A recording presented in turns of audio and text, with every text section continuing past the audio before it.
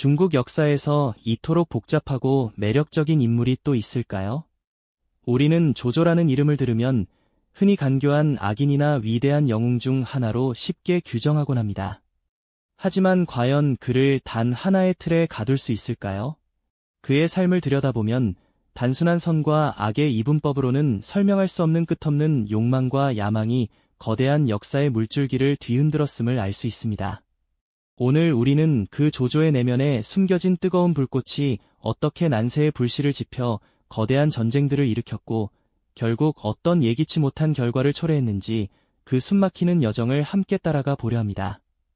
한 인물의 개인적인 야망이 단순한 권력욕을 넘어 한 시대의 운명을 결정하고 삼국지의 서막을 어떻게 열었는지 그 결정적인 순간들을 직접 목격하게 되실 겁니다. 그의 선택이 가져온 거대한 파동이 과연 어떤 모습으로 우리 앞에 펼쳐질지 함께 지켜보시죠.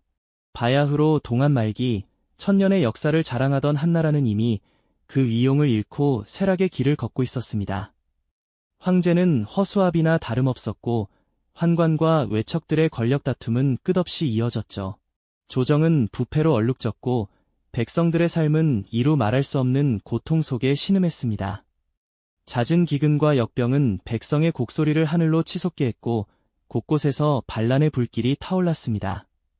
그 중에서도 장각이 이끄는 황건적의 나는 한나라를 뿌리째 흔들며 천하를 거대한 혼돈의 소용돌이 속으로 몰아넣었습니다. 폐허가 된 한나라의 수도 낙양은 과거의 영광을 잃은 채 스산한 바람만이 불었고 고통받는 백성들의 얼굴에는 절망만이 가득했죠. 바로 이때 이 혼란의 시대를 틈타 저마다의 야심을 품은 수많은 영웅오걸들이 각지에서 걸기하기 시작했습니다. 그들은 저마다 한나라를 바로잡겠다는 명분을 내세웠지만 그 속내는 천하를 탐하는 거대한 야망으로 가득 차 있었습니다. 이처럼 거대한 격동의 시기, 한 젊은이가 역사의 무대에 당당히 발을 내딛습니다. 바로 조조, 자는 맹덕. 그는 황건적의 난을 진압하기 위해 스스로 의병을 일으키며 처음으로 세상에 그 이름을 알렸습니다. 당시 그는 고향에서 작은 벼슬을 지내던 평범한 인물이었지만 비범한 재능과 날카로운 통찰력을 감추고 있었습니다. 황건적과의 전투에서 그는 단순히 용맹하기만 한 장수가 아니었죠. 전술과 전략에 능했고 병사들을 이끄는 리더십 또한 탁월했습니다. 그의 눈빛은 언제나 예리하게 전장을 꿰뚫었고 위기 속에서도 냉철함을 잃지 않았습니다. 이러한 초기 행보에서부터 조조는 단순한 충신이나 평범한 무관과는 확연히 다른 모습을 보여주었습니다. 그는 그저 주어진 임무를 수행하는 데 만족하지 않았죠. 그의 마음속에는 이미 혼란에 빠진 천하를 자신의 손으로 바로잡고 나아가 자신의 것으로 만들겠다는 거대한 야망의 씨앗이 조용히 싹트기 시작하고 있었던 겁니다. 황건적의 난이 어느 정도 진압되자 이번에는 동탁이라는 또 다른 폭군이 등장하여 한나라의 정권을 농단하기 시작했습니다.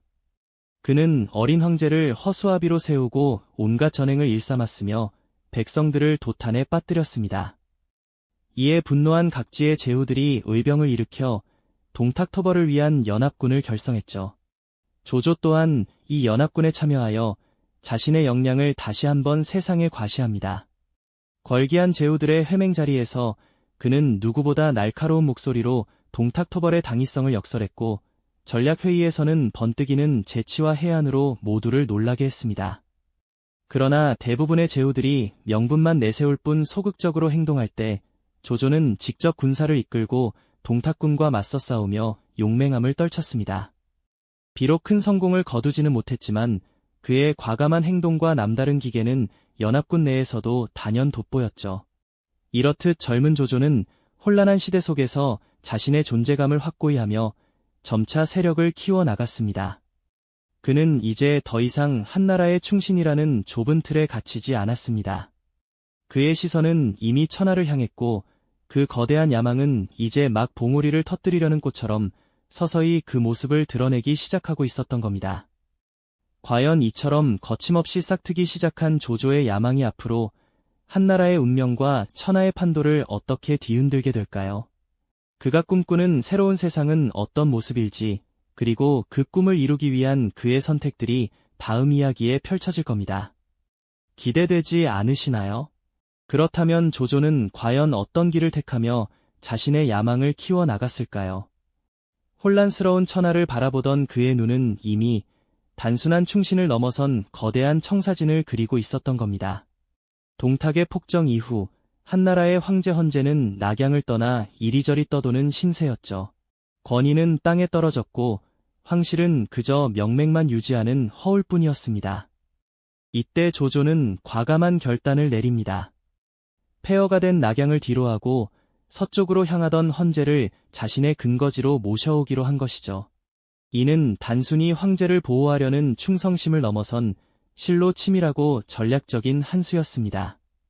천하의 구심점을 잃고 표류하던 황제를 곁에 둠으로써 조조는 명분을 손에 쥐게 됩니다. 이제 그는 황제의 이름으로 명령을 내리고 천하의 제후들에게 자신의 뜻을 관철시킬 수 있는 강력한 무기를 얻은 셈이죠. 이른바 천자를 끼고 제후를 호령한다는 전략이 본격적으로 시작된 겁니다. 황실의 권위를 등에 업은 조조의 세력은 파죽지세로 확장되기 시작했습니다. 혼란 속에서 힘을 키우던 다른 군웅들과는 차원이 다른 정통성을 갖춘 지배자로 발돋움하게 된 거죠. 하지만 그의 앞에는 여전히 거대한 산이 가로막고 있었습니다. 바로 원소였죠. 원소는 명문가 출신으로 막강한 세력을 자랑하며 화북의 패권을 장에 쥐고 있었습니다. 병력과 물자 모든 면에서 조조를 압도했으니 당시 사람들은 조조와 원소의 대결을 두고 원소의 일방적인 승리를 점쳤을 겁니다. 서기 200년 중원의 운명을 가를 관도대전이 마침내 시작됩니다. 조조는 수적으로 열세에 놓인 상황에서도 흔들림 없는 리더십과 번뜩이는 지략으로 전세를 뒤집을 기회를 엿보았습니다. 그의 군사들은 굶주림과 피로에 지쳐갔지만 조조는 결코 포기하지 않았죠. 상대적으로 우위에 있던 원소는 방심하고 있었을까요? 아니면 조조의 끈질김을 예상치 못했던 걸까요? 조조는 원소의 보급기지인 오소를 기습하는 과감한 작전을 펼칩니다. 이 작전은 실로 위험천만한 도박과도 같았습니다. 하지만 조조는 망설임 없이 직접 정예 병력을 이끌고 적진 깊숙이 침투했죠. 오소가 불타오르는 순간 원소군의 사기는 땅에 떨어졌고 전세는 순식간에 조조에게 유리하게 돌아섰습니다. 압도적인 열세를 딛고 거둔 이 승리는 조조에게 단순한 영토 확장을 넘어선 의미를 지녔습니다.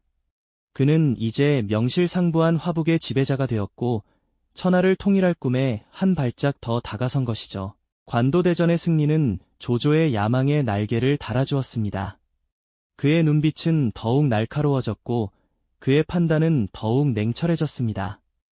자신의 힘과 지략만으로 거대한 적을 물리쳤다는 자신감은 그의 내면에 잠자고 있던 권력욕을 한층 더 부풀렸을 겁니다. 그는 이제 더 이상 한나라의 재건을 꿈꾸는 충신이 아니었습니다. 스스로 새로운 질서를 세우고 천하의 주인이 되겠다는 거대한 야심이 그의 전신을 휘감았죠. 화북을 통일한 조조는 이제 거칠 것 없이 남쪽으로 시선을 돌립니다. 다음 목표는 바로 강남이었으니까요. 과연 그의 끝없는 야망은 천하 통일이라는 대업을 이루어낼 수 있을까요? 아니면 그의 과도한 욕심이 또 다른 파국을 불러오게 될까요? 우리는 이제 조조의 야망이 절정에 달하는 순간을 목격하게 될 겁니다. 천하를 손에 쥐기 위한 조조의 열망은 마침내 그 정점에 다다랐습니다. 화북을 평정한 그의 시선은 이제 거침없이 남쪽, 푸른 강물 흐르는 강남을 향하며 새로운 정복의 시작을 알렸죠. 강남을 차지한다면 명실상부한 천하의 주인이 될 수 있다는 확신이 그의 심장을 뜨겁게 달구었을 겁니다. 그는 마치 거대한 폭풍처럼 수십만에 달하는 대군을 이끌고 남하했습니다. 마침내 역사의 흐름을 뒤바꿀 거대한 격전이 시작됩니다. 바로 적벽대전이었죠. 장강의 붉은 절벽 아래 조조의 거대한 함대는 마치 거대한 숲처럼 물 위에 떠 있었습니다. 그러나 북방 출신인 조조의 군사들은 뱃멀미에 시달렸고 조조는 이를 해결하기 위해 배들을 쇠사슬로 엮어 움직임을 고정시키는 기발한 방법을 택합니다. 수십만 대군을 이끌고 남하했던 그는 이제 겨우 몇 안 되는 병사들과 함께 초라하게 도주하는 신세가 되고 말았으니까요. 그의 얼굴에는 승리에 대한 확신 대신 깊은 절망과 후회가 서려 있었습니다. 이 거대한 패배는 조조 개인에게는 물론 중국 역사 전체에 있어서도 결정적인 전환점이 됩니다. 적벽대전의 패배는 조조가 천하를 통일할 마지막 기회를 영원히 잃어버렸다는 것을 의미했습니다. 그의 과도한 야망은 결국 자신을 집어삼키는 불길이 되어버린 셈이죠. 이제 천하는 한 사람의 손에 의해 통일되는 대신 삼국이라는 예측할 수 없는 새로운 국면을 맞이하며 역사의 방향을 완전히 바꾸게 될 겁니다. 적벽의 붉은 화염이 걷히고 난 뒤 천하의 지형은 이전과는 완전히 다른 모습으로 재편됩니다. 조조의 거대한 야망이 불길 속에서 좌절되면서 한때는 꿈꿨던 단일 제국의 그림자는 사라지고 대신 유비의 촉한과 송건의 오나라가 각자의 영역에서 확고한 뿌리를 내리게 되었으니까요. 마치 거대한 나무 한 그루가 쓰러진 자리에서 세 개의 어린 묘목이 굳건하게 자라나는 것처럼 중원은 이제 조조의 위나라, 유비의 촉한, 그리고 송건의 오나라라는 삼국 구도로 뚜렷이 나뉘게 된 것이죠. 이로써 길고 긴 삼국시대의 서막이 본격적으로 열리게 됩니다. 조조는 적벽에서의 참패 이후에도 결코 주저앉지 않았습니다. 그는 남정의 실패가 가져온 상처를 치유하고 다시금 북방으로 눈을 돌려 자신의 세력을 재정비하는 데 온 힘을 쏟았죠. 무리한 천하 통일의 꿈 대신 자신이 이미 확보한 위나라의 기틀을 더욱 굳건히 다지는 일에 매진했습니다. 행정제도를 정비하고 백성들의 삶을 안정시키며 강력한 군사력을 유지하는 데 주력했죠. 비록 생전에는 천하를 하나로 모으겠다는 수건을 이루지 못했지만 그의 이러한 노력은 훗날 그의 아들 조비가 위나라를 건국하고 삼국 중 가장 강력한 국가로 자리매김하는 데 결정적인 토대가 됩니다. 그는 죽음을 맞이하는 순간까지도 삼국 통일이라는 미완의 꿈을 가슴에 품고 있었을 겁니다. 하지만 역사는 참으로 아이러니하게 흘러갑니다. 한 개인의 지칠 줄 모르는 야망이 역사의 거대한 물줄기를 바꾸어 놓았지만 그 결과는 정작 본인이 의도했던 것과는 사뭇 달랐으니까요.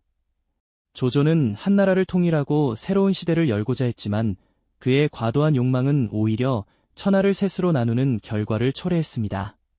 마치 거대한 바위에 부딪혀 산산이 부서진 파도가 수많은 작은 물방울을 만들어내듯 그의 압도적인 힘과 그에 비례했던 오만함은 결국 중원을 3분하는 예상치 못한 결과를 낳게 된 것이죠. 조조의 삶은 결국 권력을 향한 끝없는 질주였지만 동시에 그 질주가 빚어낸 거대한 그림자를 함께 보여줍니다.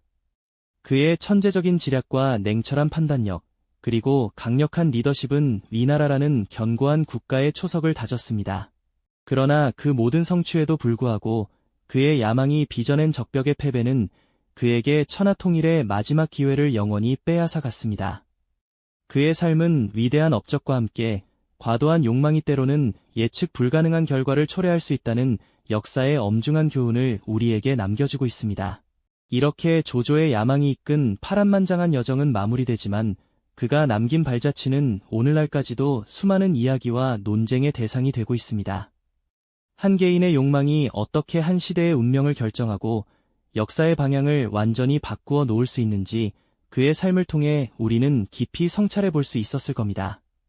그의 이야기는 단지 고대 중국의 서사시가 아니라 인간 본연의 욕망과 그 결과가 맞물려 돌아가는 역사의 본질을 우리에게 생생하게 보여주는 거울과도 같습니다. 우리는 조조라는 인물을 통해 야망이 위대한 업적을 낳기도 하지만 동시에 예측 불가능한 결과를 초래하며 역사를 흥미롭게 만들어 간다는 사실을 다시 한번 깨닫게 됩니다. 이 영상이 도움이 되셨다면 좋아요와 구독 부탁드립니다. 여러분의 응원이 제게 큰 힘이 됩니다. 다음 영상에서도 더 유용한 정보를 공유하겠습니다. 감사합니다.